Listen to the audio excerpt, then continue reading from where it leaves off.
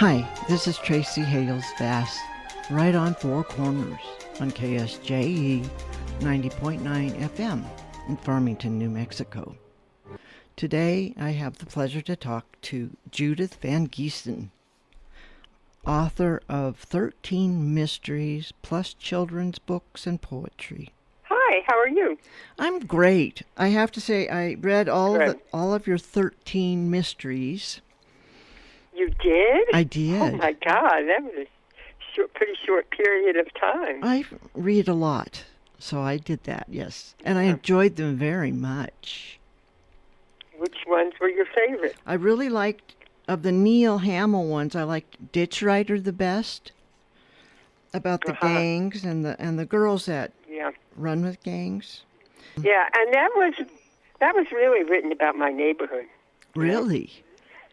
And the kids in my neighborhood, yep. And they, I mentioned, credited them, and they were very pleased, and Oh, yeah. it was. And I just live one lot away from the ditch, and so, I still hang out with, these kids are older now, and they have their own kids, but I still hang out with them, and we go walking on the ditch, and it's great. Oh, yeah, it was no wonder it was so realistic, yeah. And then of Claire's books, I liked The Shadow of Venus the best. Did you? I did. I thought that was really interesting. I know that you talked about the girl who, and that was before the Me Too movement. Really prescient of you to write about that. Well, you mean the homeless woman? Yes. Well, I actually met her at the library. Oh. I used to spend a lot of time. Someone like her, the woman that inspired her. And she was so interesting, and she spent a lot of time at the library because she didn't really have any place to go. Mm-hmm. And it's a very tough life. And but eventually she moved up to Santa Fe and she got a job. Oh, that's really a good story. Doing much better. Oh, good. Yeah, it was. I stayed in touch with her for a while, yeah. So she was doing better in her life, yeah. That's good to hear. But it is such an issue, I know, for UNM, these homeless people in the library, Yes. But all your books, all of these mysteries really focus on a controversial issue, environmental issues, wolves, birds of prey, wildfires. Homelessness, exactly. People. Mm-hmm. And smuggling. I hadn't really thought about that. I enjoyed that aspect of it. They weren't just whodunits, but they really involved something important. One thing I really liked, too, was how in-depth your descriptions of the setting of New Mexico are. Well, that sure is fun to do. Well, it's a beautiful place. I read your biography, and you're actually from the East. Born in New York. Born in Manhattan. Well, your books sound like you love New Mexico. Well, I do. So your books have won quite a few prizes, too. 2 of them are in the 100 Best New Mexico Books. So I like both your protagonists, Neil. Yeah, they're very different. They're very different, aren't they? They're very different. That's what I was going to say. What made you switch from Neil to Claire? Rupert Murdoch. Blame it on Rupert Murdoch. Okay. And that's because I was with HarperCollins, and I had this wonderful editor, Eamon Dolan. He was a young Irish guy at HarperCollins. I did my first book they didn't actually do, but they did the next 7 Neil Hamill books, and I liked him so much. And then Rupert Murdoch bought HarperCollins, and he dropped, I don't know, hundreds of authors. What he did was just terrible. Oh. It was just devastating. And my editor left, and then there really wasn't any future there. I actually had the same editor that Tony Hillerman had. But Tony Hillerman is still there. Well, he's not alive anymore, but they're still. And I think they publish his daughter's books, Anne's books. Yes. But, Rupert Murdoch just really changed the nature of HarperCollins. He's trying to make it much more commercial or something. So at that point, because my editor left, it was time to start a new series. So that's when I started the Clarion Years. And I did that because I had been spending a fair amount of time at the library at UNM, and I had friends there. And that's what got me started on that. And so then I went to, my editor found Signet and wanted to publish those, and they signed on 3 books, and then I did 5 there, and then I got a new editor. My editor quit, I guess. It was 5. I don't know really what happened with them, and then I got a new editor, and she didn't really like these books. She wanted me to do a thriller. Oh. And I'm not a thriller writer. Right. So that didn't work out. But that's one of the problems with New York publishing, is the personnel changes so much. I've heard and that. It can really, it can really interfere with your career. Evidently, yeah. When your editor leaves and somebody else comes in. So anyway, that's what I really did like. Years. So Neil Hamill is an attorney, and Claire Rainier is she's a librarian, but she's more than a librarian. She's in charge of the. She is, huh? Yeah. Oh, Center. Yeah. Well, Rainier, my first ancestor who came to New York from Holland in 1650, his name was Rainier. Oh. That's where I got that name from. His name was Rainier Bastian van Gieson. Oh, wow. So I like that name, so that's where I got that from. Yeah. Well, what made you decide to call your attorney protagonist by a man's name? I'm not sure. I'm not sure why I did that, actually. I was, I was living in Santa Fe at the time, and I had a friend who was a lawyer. It actually was a romance with him, and he was moving to Albuquerque, and he was really a mystery reader, and he got me reading Raymond Chandler and all those books, which I really liked. Yes. He's the one that really turned me on to mysteries. So, but I'm not sure why I used the man's name, actually. Well, I liked it. I mean, and it fits her. Did you? Yeah. Good. It's kind of an unusual name for a woman, yes. Yeah, but she's an unusual and very strong character. Yeah. Yeah, she is. And I went to work for, after I lived in Santa Fe, and then I went back to New England, and I was living in Boston, and I worked for a law firm in Boston, which was a very prestigious law firm there, and that was kind of interesting. So I was picking up as much information and I also temped in Santa Fe for a law firm. So I was picking up as much information as I could about lawyers. Right. While I was doing those books, yeah. And Claire's really involved in books and old books and booksellers. Yes. And, my books became very collectible, and I got to know a lot about booksellers through good. that. Yeah, I did learn a lot. And I had a very good friend, Teresa Marquez, who worked at the library. And she actually, there's a character in the Claire Rainier books that's inspired by her. Oh. And when I wrote the first one, I said, Teresa, you've got to read this and tell me if there's anything you don't like in here. Do you want me to change it? But she didn't. She was okay with it. Yeah, it was fun to spend a lot of time at the library. I like to go there. And it's a beautiful library. It is, isn't it? Mm-hmm. Mercury retrograde is it's an astrological thing when the planet Mercury is going backwards. So I can send you a copy of that if you like. It's all, poetry into it. Very short I'd love stories. that. Yeah. Absolutely. But I did start writing poetry, actually. Oh, that's how you started? That was the first thing I did. Yep, when I first started writing. Because poetry is a little briefer. You can get it done quicker. So how long have you been writing? Oh, I started, I guess, in the 80s. The first book was published in 88. I think I moved to Santa Fe in the early 80s. And I was kind of, I worked in publishing in New York, and I worked for the Howard McCann, the publisher John le Carré books, and I got to know him. Oh. And when his first book took off, that was pretty amazing, the success that he's had. Was really startling, but he's a great guy, and I have some wonderful letters from him and stuff. Oh. And so then got married, and we used to go up to Vermont and ski. The man I married and I, Woody, and we moved up there, and he was working for a real estate agent for Previews in Boston, and go back and forth, and then I started a real estate business there.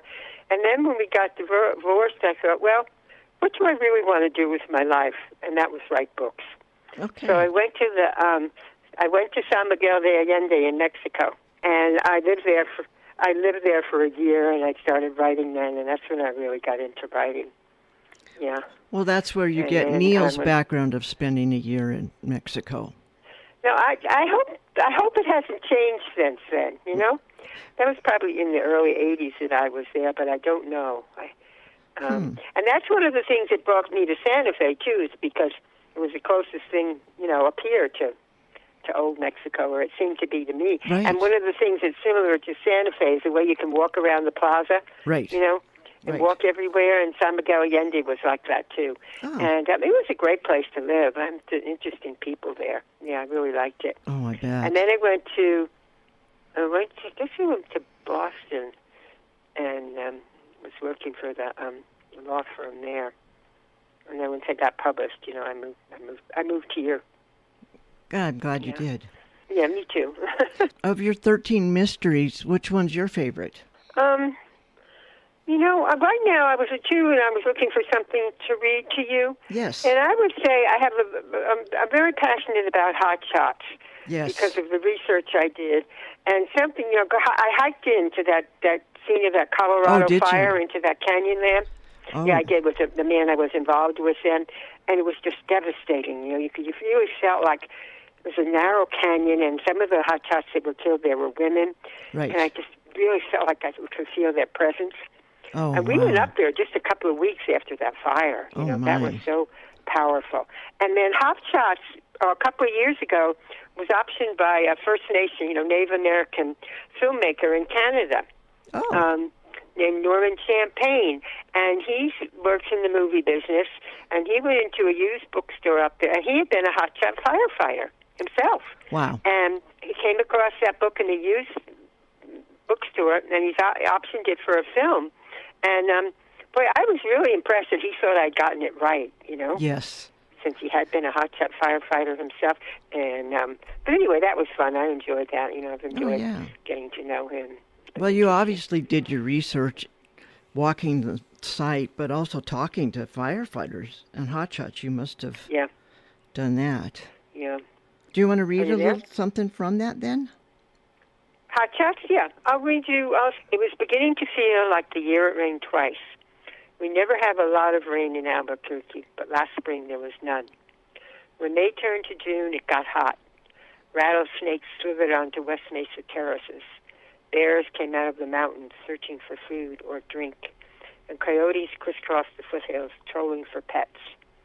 Most years when the heat arrives, the wind dies down, but this summer it continued, blowing West Mesa dirt across town, turning wandering trash bags into flapping black ravens, swirling dust devils down back roads and driveways, scratching branches against skylights, turning your mind into a house with wide-open windows. My love for the kid is sometimes known as El Greñas, the mophead, but even his hair went flat in the dry heat. My secretary, Anna, kept her hairdo's volume up, but it took hours in the bathroom spraying and teasing. A controlled burn in the Cibola National Forest got out of control, and the smoke drifted 100 miles east of town. The air turned as gritty as a winter night when everyone's fireplace is cranking out smoke.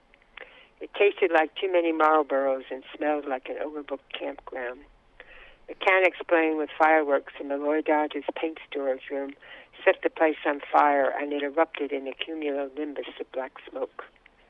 In May, the fires start in the southern New Mexico forest, the Lincoln and the Gila.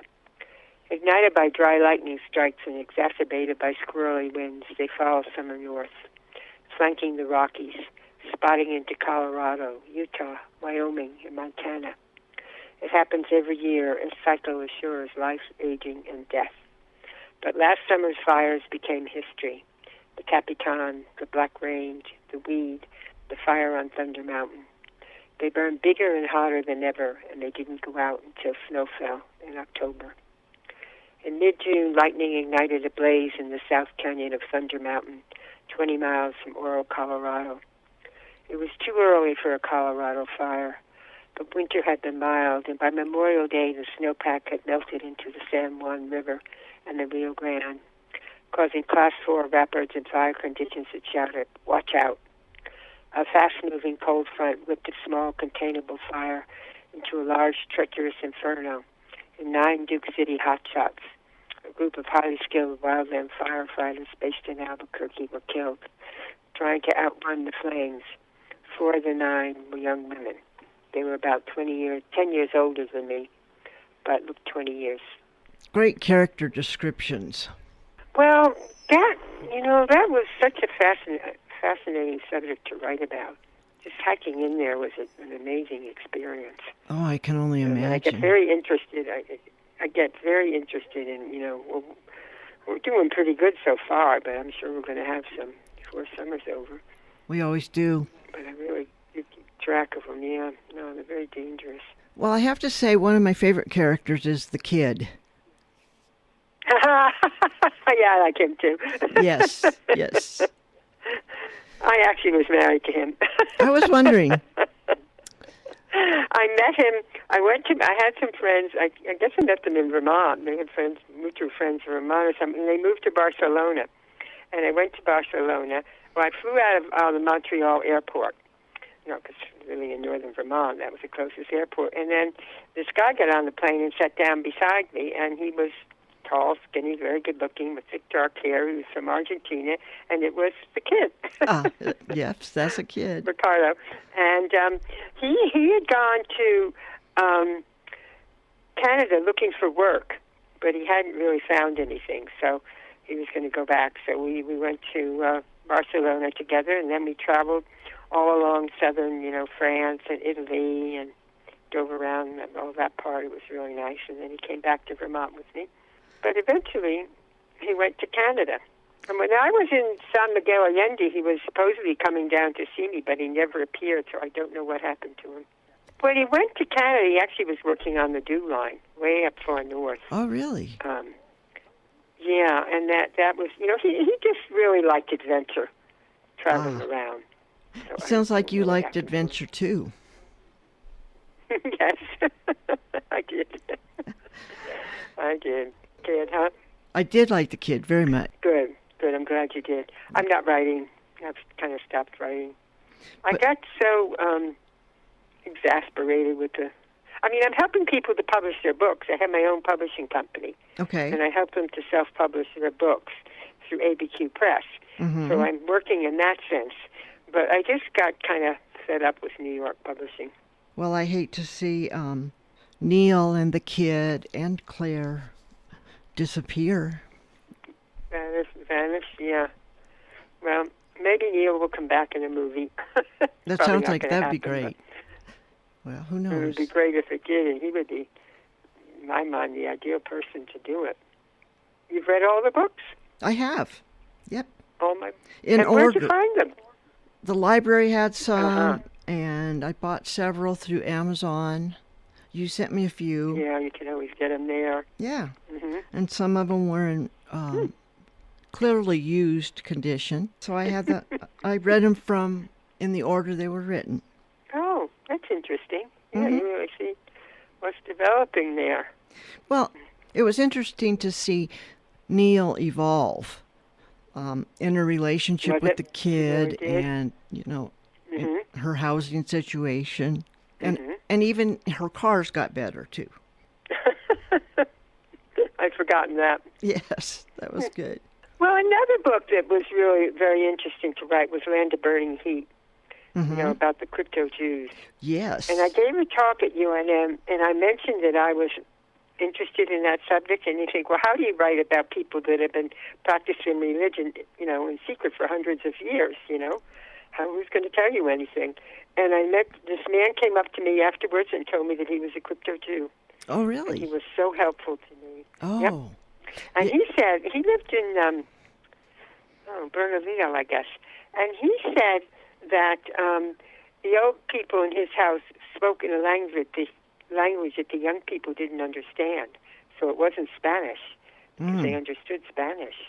Yes, and he was so helpful to me. Yeah, I just thought that was a fascinating subject, that they came here and they had to practice their religion in secret for hundreds of years. Right. Probably Jewish some of them still do. Jewish, but pretended they were Catholic. That's right. That was fascinating. That was really interesting to do the research for that book. I bet. Yeah. He was so helpful. Is he who brought the idea forth, or where did you come up with the idea in the first place? Oh, I don't know. I've just heard it about here. Ever since I've been in New Mexico, I've heard about it. And, of course, where I grew up in New York and New Jersey, there were a lot of Jewish people around. Right. Oh, yeah, and I like this quote I got from the Bible: I cared for you in the desert, in the land of burning heat. I got the title from And that's what the title But his name is Jerome Aragon, and I said, I'm deeply grateful to Jerome Aragon for sharing his family's fascinating story. Mm-hmm. I never could have written that book without him. So that was one of the interesting things, the people you meet and places you go when you're writing these books.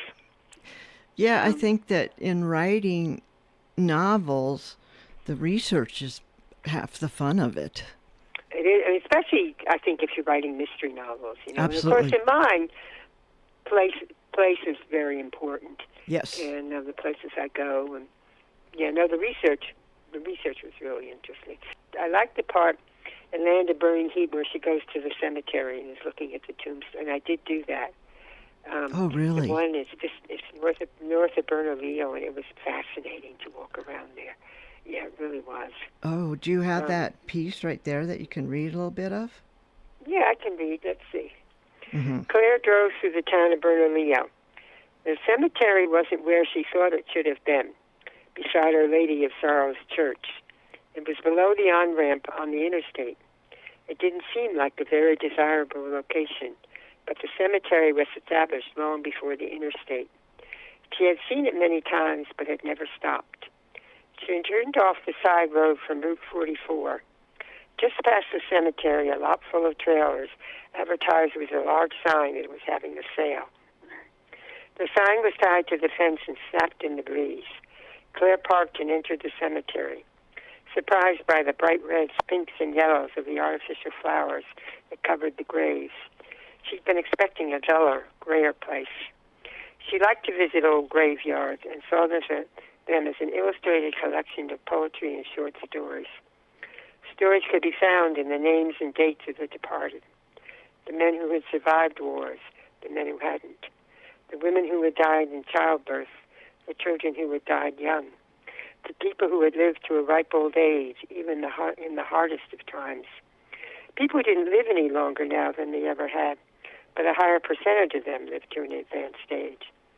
There was art in the symbols carved into the more elaborate tombstones, the birds, the crosses, the intertwined wedding rings, art in the ceramic figures left behind, and in the weathered wood of the oldest markers.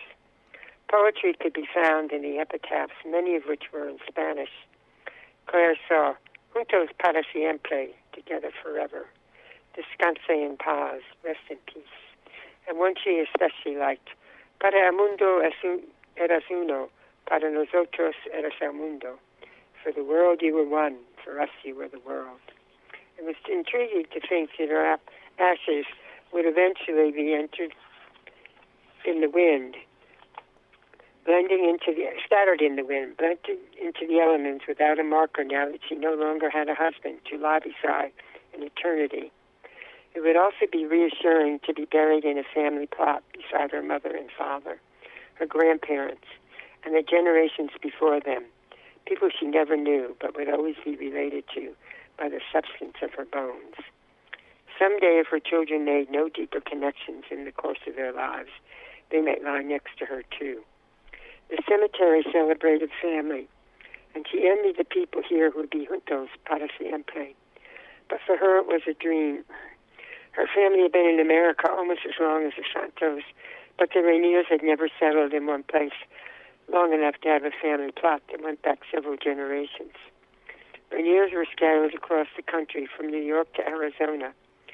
Unless Claire was willing to start her own dynasty, for her it would be the water or the wind. But the Santos were deeply rooted in New Mexico and Bernalillo, and Isabel would be buried near her ancestors. Claire went to her grave and found it marked with a brand new tombstone. Isabel Santos, it said, descanse en paz. Hearts were carved into the stone, but Claire would have preferred the symbol of a butterfly. The artificial flowers on the grave were the right color, dark red, and the color Isabel wore when she visited Center for Southwest Research. A pebble sat on top of her tombstone. There were other people in the cemetery, but their attention was focused on the newly departed, not on Claire. Picked up the pebble and balanced it in her hand, thinking that holding it might tell her something, that being tactile would be better than being intellectual or emotional. It was hard not to get emotional at Isabel's grave, thinking she had already begun the process of turning to dust. Hard not to feel that if she had only been in her office when Isabel called, if the document had been safely stored at the center, her death might have been prevented. Claire took strength from the solidity of stone. Did people put pebbles on graves because stone endures? She knew people who collected stones because they liked the color or the markings, or because a stone reminded them of a place they had been. The pebble in her hand was an ordinary gray stone, crisscrossed by white lines, but if she stared at the lines hard enough or long enough, took on the shape of misting clouds. She replaced the pebble, trying to put it exactly where she had found it. Her hand dropped to the top of the tombstone, and she let it rest there, saying a final goodbye to Isabel Santos, whispering, "Rest in peace. Descanso in paz. If there's anything I can do to make sense of your death, I will." I thought it was interesting how the flower she said it was a 6-petaled flower, and it denoted the Star of David, or could have possibly have. Oh, yeah, right. No, I just found that cemetery fascinating. I really did. Oh, yeah. Yeah. Like you said, cemeteries are all full of short stories, poetry. They are. Mm-hmm. Yes, they are. I want our listeners to know where they can see you, and you have a website at judithvangieson.com. Gieson. And there they can see the books and all about you. Mm-hmm. And that was Judith Van Gieson. This is Tracy Hales Vass, right on Four Corners on KSJE 90.9 FM in Farmington, New Mexico.